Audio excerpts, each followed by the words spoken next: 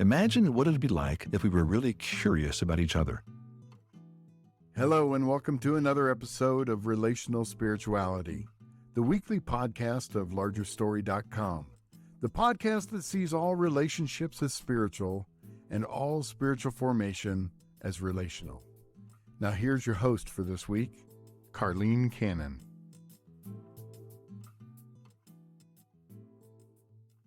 Welcome back, Larger Story family. We're so glad that you have joined us for the rest of this story. We talked last week about some things that God had done in me through what happened back at the Larger Story Summit a couple of years ago. And little did I know at the time that it was just the beginning of what really is an even bigger story you're going to hear about today. And we ended last week talking about this email that I sent to explain why I left the summit. And there was part of me, just, I don't even know if I've shared this with you, Rosanne, but part of me almost didn't send it because it felt defensive. Like I'm somehow trying to justify why I'm leaving.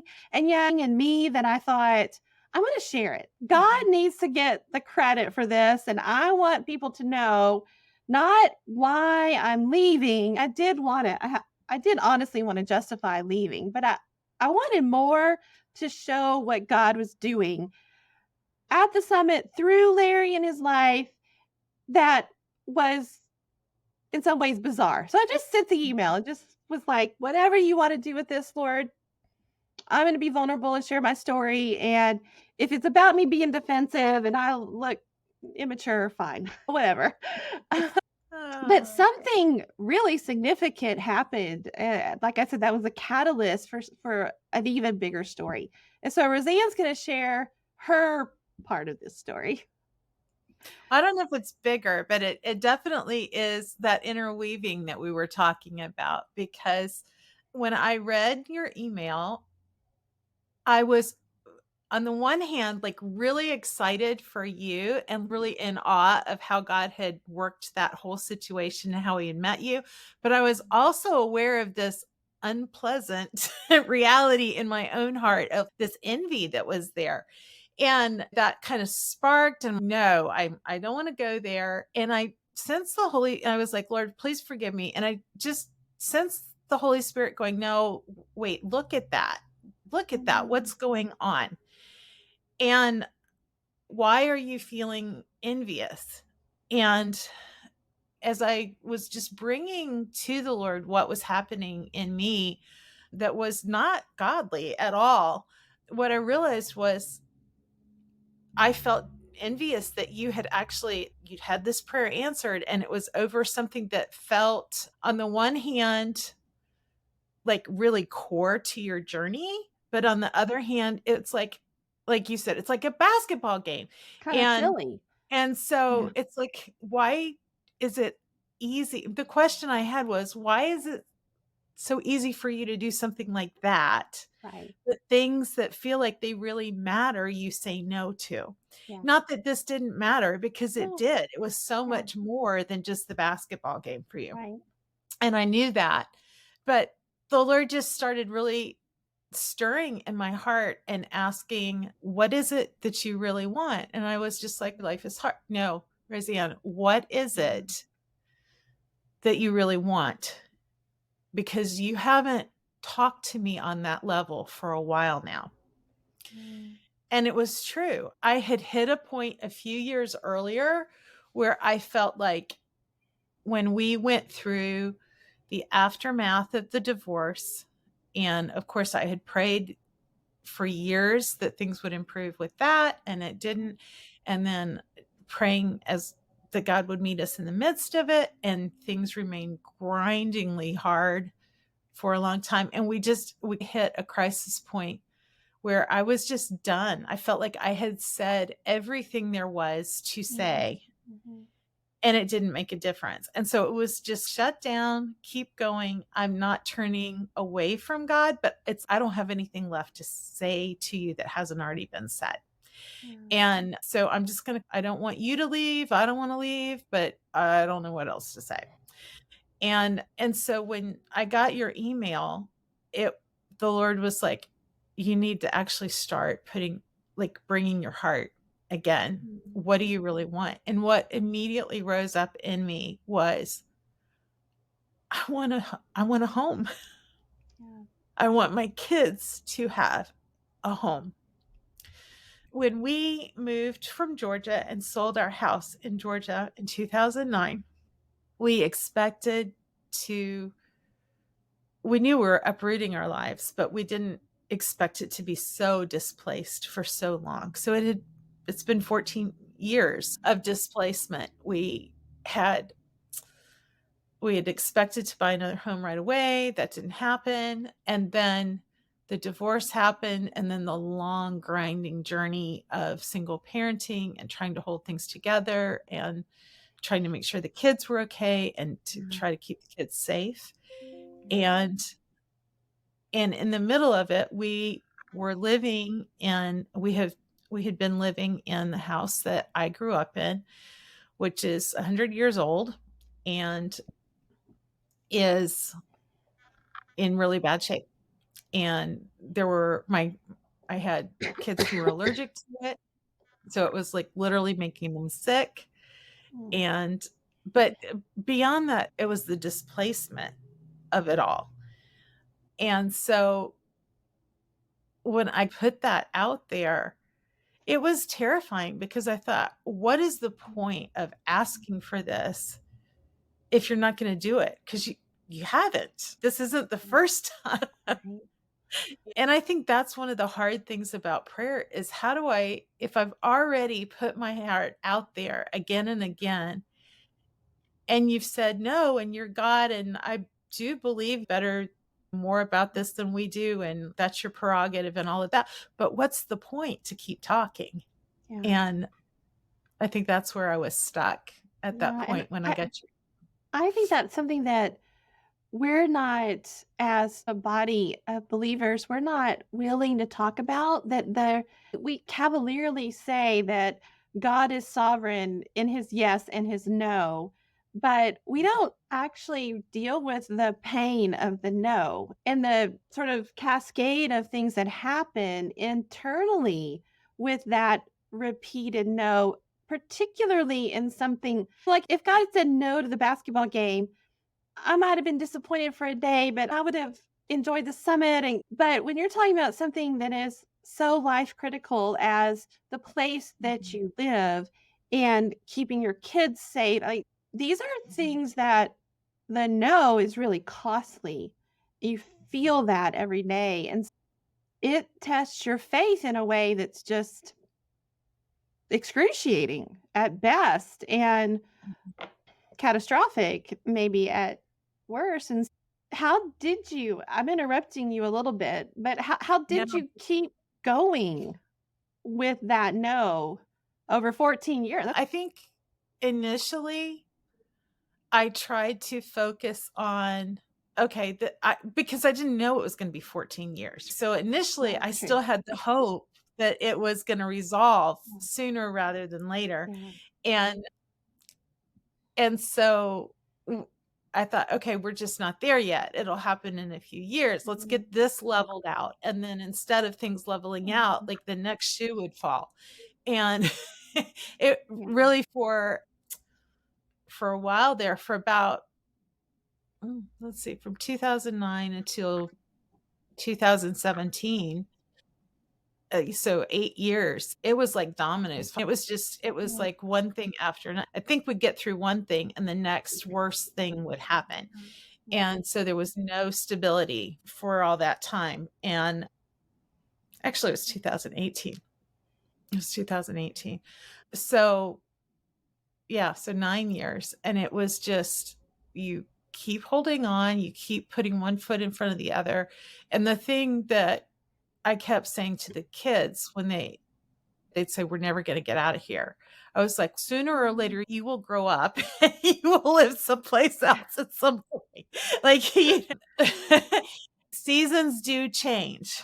I don't know why this one is lasting as long as it is, but seasons do change. And I've been through enough really hard, long seasons. I spent 9 years with an autoimmune disease that looked like it was going to take my life or be the rest of my life. And it didn't. And so seasons change, and I know that. But in the middle of a season that's that long and that hard, and you don't know how long, it's really easy to just get into the survival mode of, and there's pros and cons to that. It's easy for someone outside to say, you're in survival mode, you should do XYZ.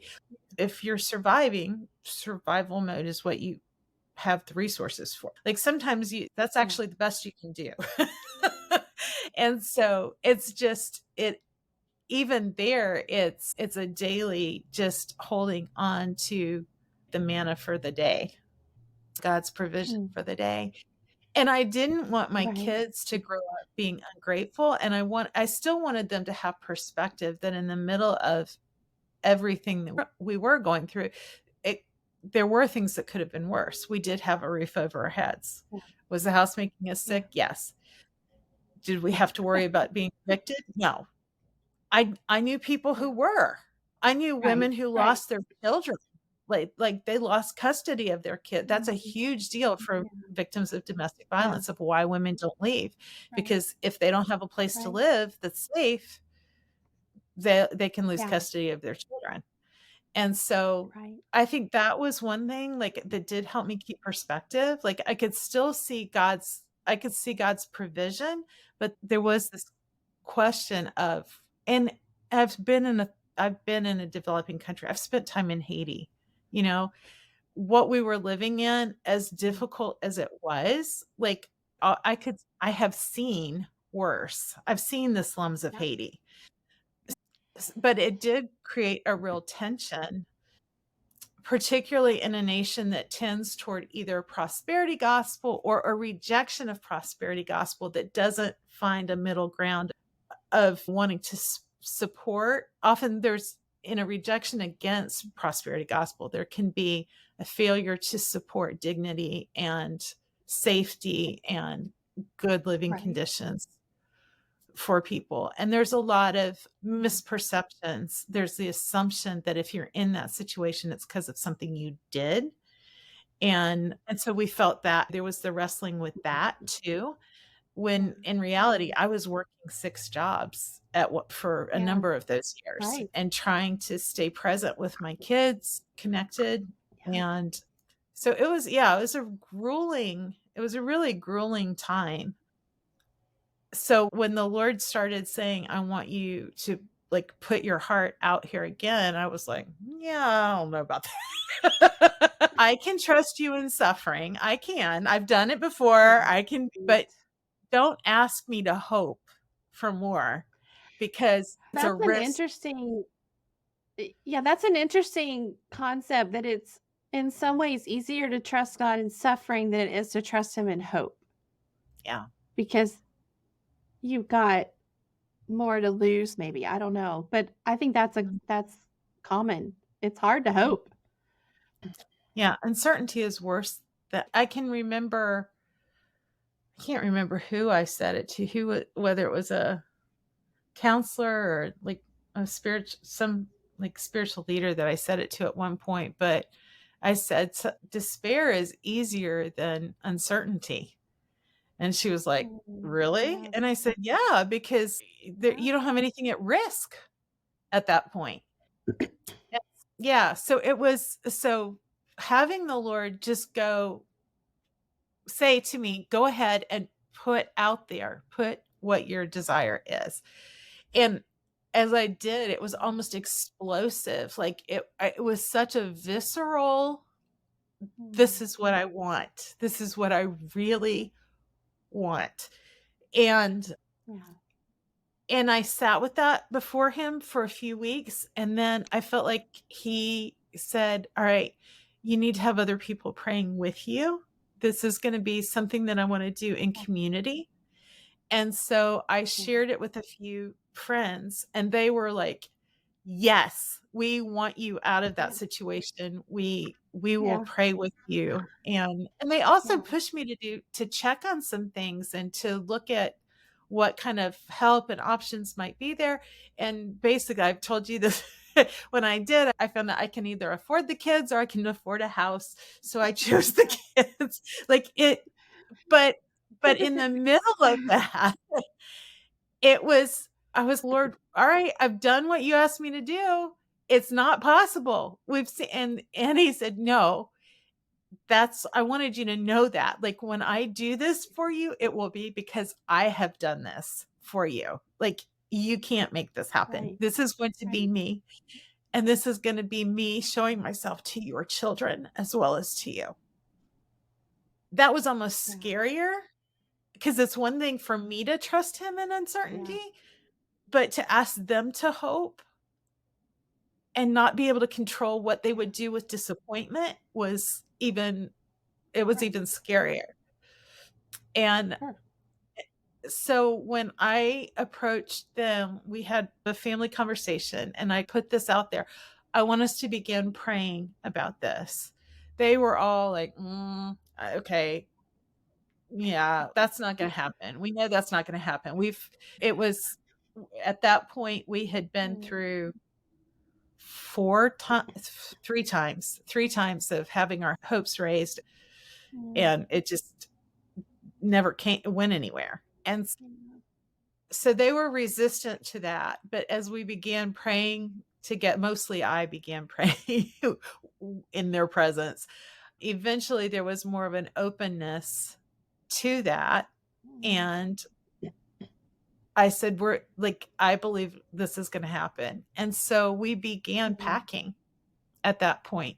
We began packing things, like getting rid. I said, if we're going to move, it's a big deal. So we're going to get rid of things we don't need.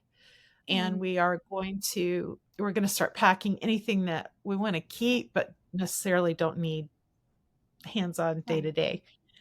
So we did start Mm, clearing out the attic and clearing out our closets, and that process took place for, let's see, the summit was 2022. March of So 22. Wow. yeah, so it ended up being a year and a half of going through that. Mm-hmm. It was a year. Really, it was a year before we actually really started seeing visible movement. We started that quiet Mm, process of clearing out. And then my dad had my dad had been very resistant. Like, as my parents were getting older, my brothers and I had been very concerned about them staying in the property that they were in. And I live in the house that I grew up in. They live in the house that my dad grew up in, which is mm, was right around the corner. And yeah. so he had a lot of emotional ties to that house. And there's also a familiarity where you don't see things anymore. Like, Right. Right. you have the impression of what was, not what is. And so he Right. wasn't able to keep up with the maintenance. So the house that he was living in was not the house it was not in the same Yeah. shape as the house he had grown up in. Right. And so my brothers and I had been concerned, and my mother was very stressed over Mm, how hard it is to keep up with 200-year-old houses. yes.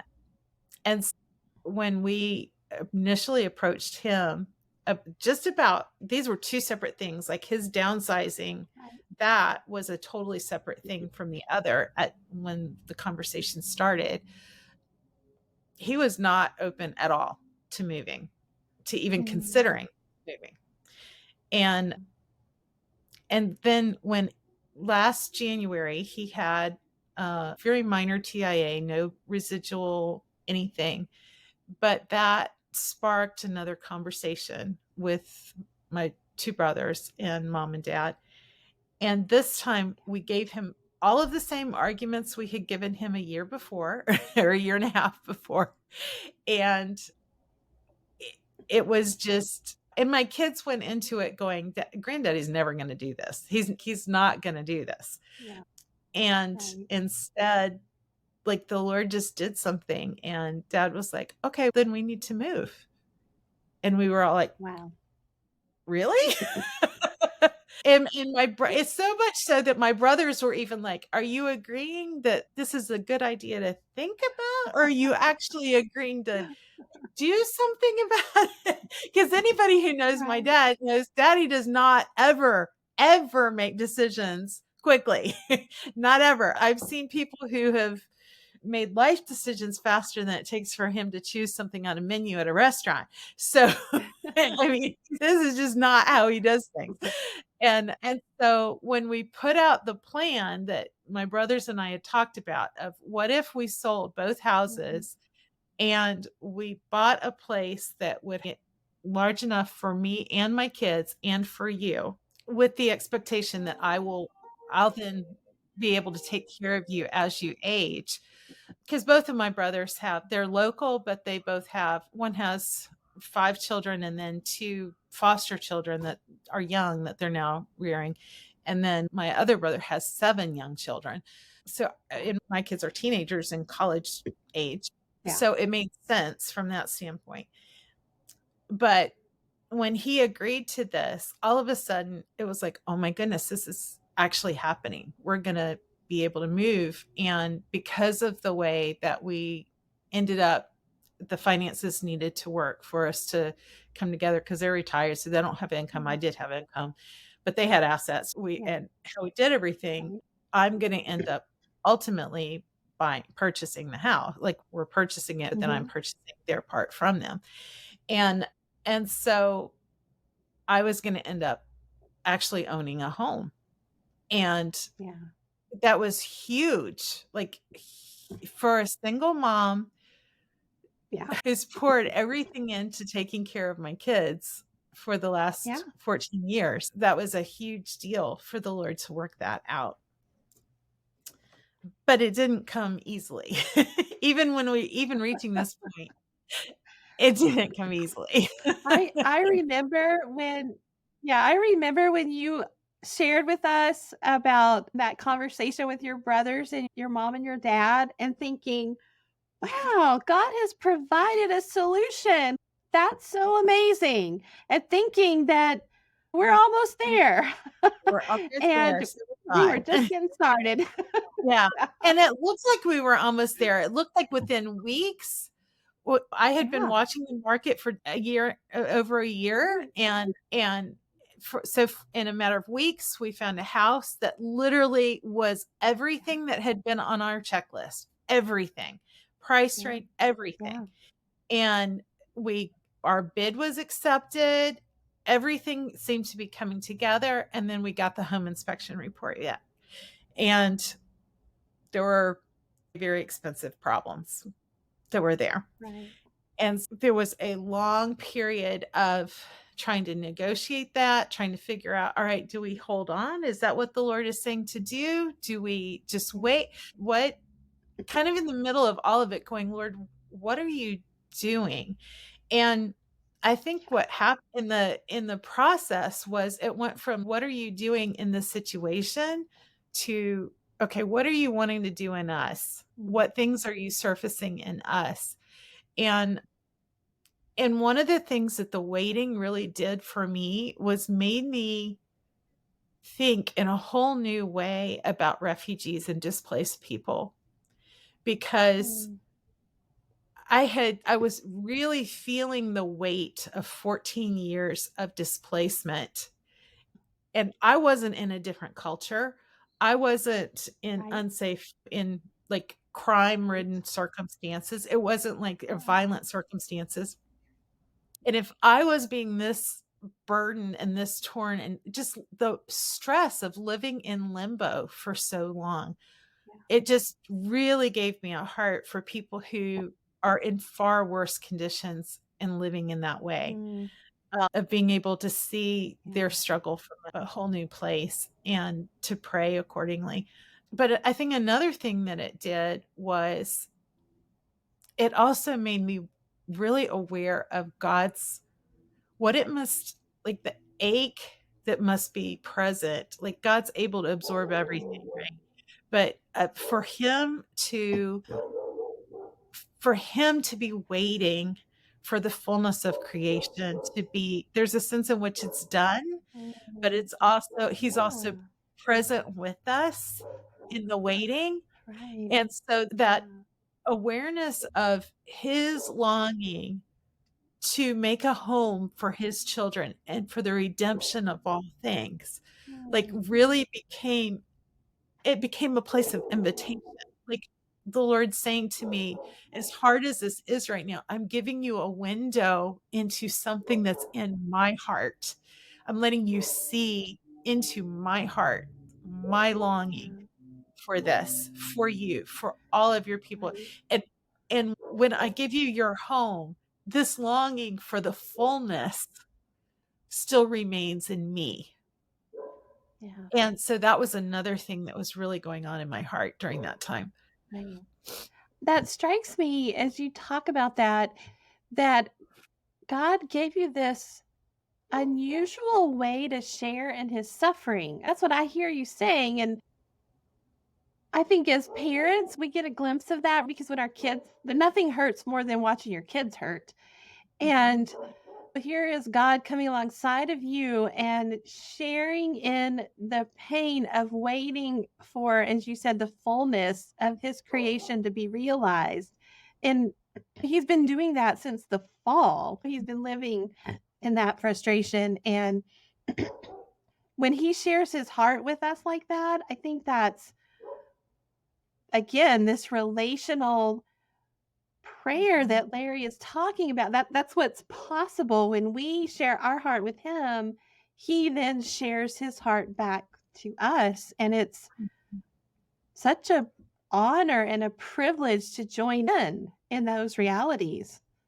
I I don't know that I've ever heard that part of your wrestling. That's just really beautiful that God would, even in the midst of that no, that painful no or wait, it's not time yet, that he would come and be with you in that kind of way. Yeah, and ultimately that house did fall through, and so then there was all of the question of, all right, are we just like, how do we know how we're being led? There was all of that followed, so that was really difficult, and that almost led into a real it was just a really dark, wearing season, and yet we continued to go ahead and pack. The kids were really wrestling with, we actually opened our hearts to this, and Right. once again, it's been devastated. And so we don't even want to look at anything Yeah. else as a possibility. And we explored a variety of possibilities. We started wondering, are we supposed to build instead? What are all of these things? And as we were going through that and continuing to look at houses, there were two that came on the market all of a sudden at the same time. Yeah. And I was really drawn to one, and the kids were really drawn to the other one. Yeah. And even that experience was part of God's working in our heart to uncover and draw us near, because as we sat down, I realized, like, we were talking at each other, we weren't talking to each other, Mhm. and we had to sit down and say, "Okay, why?" My daughter was actually the one who asked me, "Why are you having such a visceral, like, Yeah. the other?" Yeah. And that one made me feel safe, and the other Mhm. had things about it that were very trauma triggering to me. Yeah. And the same thing was happening with my children, but in reverse. There Yeah. were elements about one house that were triggering to them, and the other one felt, for me, the one that they liked felt it was gonna need a lot of work, the one that we were currently living in. Whereas to Yeah. them, it was open, it was the other one was had rooms that were distinct from one another, which is Mm. like the house that we had been living in. It was older Right. from that standpoint, and so they really wanted a spacious kitchen. That was very important to them. They wanted an Yeah. open a kitchen that was open to the living space, because we all like to cook, we like to be together.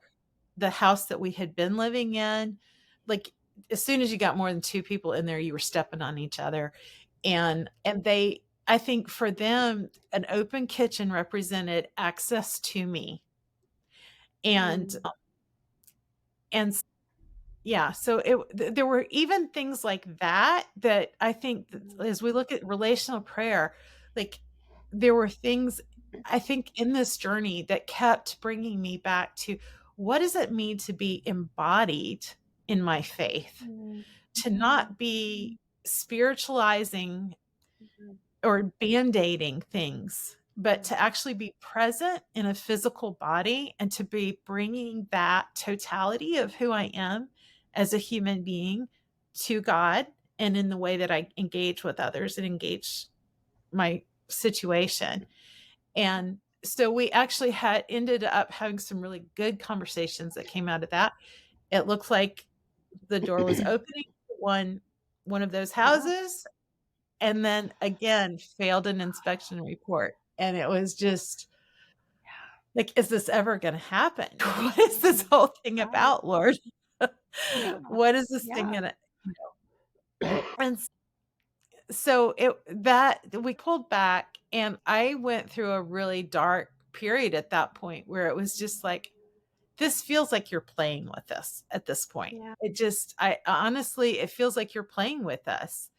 And or worse yet, maybe all of this is simply a creation of my own desire. This isn't you at all. This is me projecting.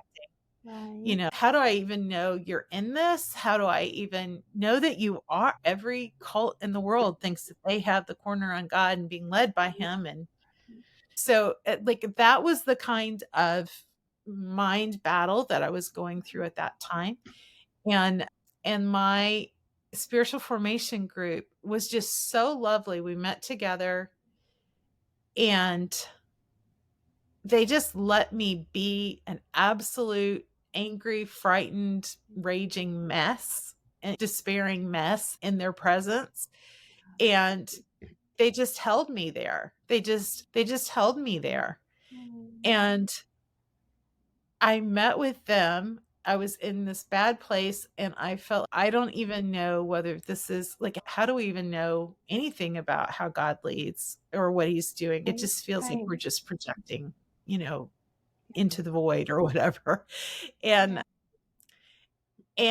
while I was in that meeting with them, I got a text from our realtor. We had an appointment for that afternoon to go see a house. And she texted and said, I actually think there's another one that we need to go see instead. It just came on the market. I only saw it last night. It's already got so many bids that they're closing bids at 5:00 today. And so I think we need to go ahead and see it. And I thought, okay, whatever. I was not primed for this at all. I'm like feeling like this spiritual mess right now and feeling very jaded. And we pulled up to this gorgeous brick home and I'm thinking, okay, there's no way this is going to really, is this in the budget? Is this it? And it was the same as the houses we had been looking at. So then my question was, what's wrong with it? This is a lot nicer than everything else that's been in the budget. So yeah, we've already gone through 2 failed inspection reports. So what's wrong with it? And we went through this house and it was just, I was aware it was gorgeous, but I had this weird sense that I had been there before. And so as I'm walking around the house, at one point, the realtor said, okay, let's go upstairs now. And I said, okay, the stairs are they're over there. Like, how did I know that? And so we went upstairs, and as we came back down, I suddenly had a flashback of 2009, the year that we moved to Rock Hill. We were attending a church on Saturday nights, and a high school classmate of mine that I had not seen in 15 years and 40 pounds for both of us. So it was amazing that she recognized me. They normally went on Sunday mornings. This time they were there on a Saturday night. She recognized me. We reconnected. They had us over for dinner. And it had been at this house. Her husband was a builder and had built this house. And so I realized that, and the flashback that I had was of the evening that we had first had dinner with them, and they had been telling us about a particular, like, devastating situation in their life where they followed what the Lord told them to do. He led them to do something, and it seemed to lead right off a cliff. Their lives imploded in many ways. And the story that I had that flashback over that she had been telling in the kitchen was how in the middle of this situation, she had been crying out to the Lord, I need you to make clear that this is you, that we're hearing from you. How do I know that in the middle of this situation? And she was going through a drive-through. And the thing the Lord had been saying for months to her was just keep moving forward. Just keep moving forward. And as she's crying out to him, as she goes through this drive-through, and she's just sobbing, the guy who hands her her food has tattooed on his arm, just keep moving forward. And so as I'm coming down these stairs and I have this flashback, it was like, oh my goodness, I have to get in touch with Christine because this like really feels significant. And so I did. I Facebook messaged her that night. We put in a bid on the house. The other places we had been looking at would have required us to either build an apartment for mom and dad in the garage or in the basement. This was done. This was all done, ready. Beautiful. And so I reached out to my former classmate that night, and I told her that we had looked at the house and said, I had this flashback. She was currently going through something that she said, the Lord knew I needed that reminder today. So thank you. So this is the interweaving, like you and your tickets, and then, all of this, and then the flashback for me. So I'm trying, with having been through 2 situations that look like they lined up and they didn't, I'm like, we're moving forward, but I'm trying not to be too invested. And so and then the day that we got the final inspection report back on this house and it was clear, I suddenly realized it was the 10-year anniversary of the divorce decree where I had walked away from the hope of all home ownership. And that day, I had been listening all along to an album called Faithful that was done just before the pandemic.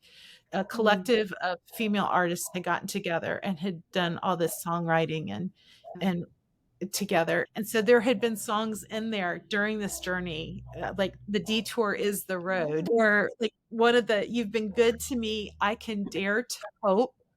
I will choose to believe when the way is dark and cold. Like there are things that had sustained me throughout that time. When I realized that, okay, this is the 10-year anniversary, I went back to that album and a new song had dropped. And I don't know if I've even told you this part. I didn't know this. No. It's based on Psalm 68, 5 and 6 about God being a defender to the fatherless and a husband. And so this is for you as well, Karlene, the defender of the fatherless, and the husband of widows. And one of the things that they talked about was like of the abandoned, not just widows, but the abandoned. And the song is A Place for You. And we're going to link it in the show notes, but I lose it. I just lose it. Every time I hear this song, it's so tender still because it talks about in there about safe place, having a safe place for your children, for you, the protection, all of the things that underneath that prayer, that surface prayer for a house that worked. Those were the underlying questions that God wanted to answer for me. And we're not in heaven yet. We talked about that. He hasn't returned. All things are not made new. The night that we moved into this house, we had a flood that had to be dealt with. And yet in the middle of there's been a lot of points of chaos in the just few weeks we've Yeah. been here. Yet in the middle of it, I wake up every morning like just grateful for his provision and trusting that this place that we have named all of our houses and every place we've named this one Arika Oasa. It's the Hebrew word that means to rebuild what is destroyed and demolished, to heal what has been broken and torn down. And that this is a place not that we're praying will not only be that for us, but that we can actually make that for others as well. Yeah. Well, and I just want to, as someone who's privileged to be part of the team of people who were praying and holding on to hope when it was so dark, and it was a really long process from the moment you asked us to pray till now, and who saw the pictures of all the different options, and they all seemed good at the time, and yet this place that God has prepared for you is so much better than any of the other options. Like, it's absolutely beautiful. One of the things that I am so grateful for is that you get to live in a place that is beautiful. It's just beautiful. And just like in a different way, this gift feels extravagant because it is so much better. Like, it's worlds apart from the house that you were in, but it's also just head and shoulders better than anything you had looked at until this just dropped in your lap so suddenly.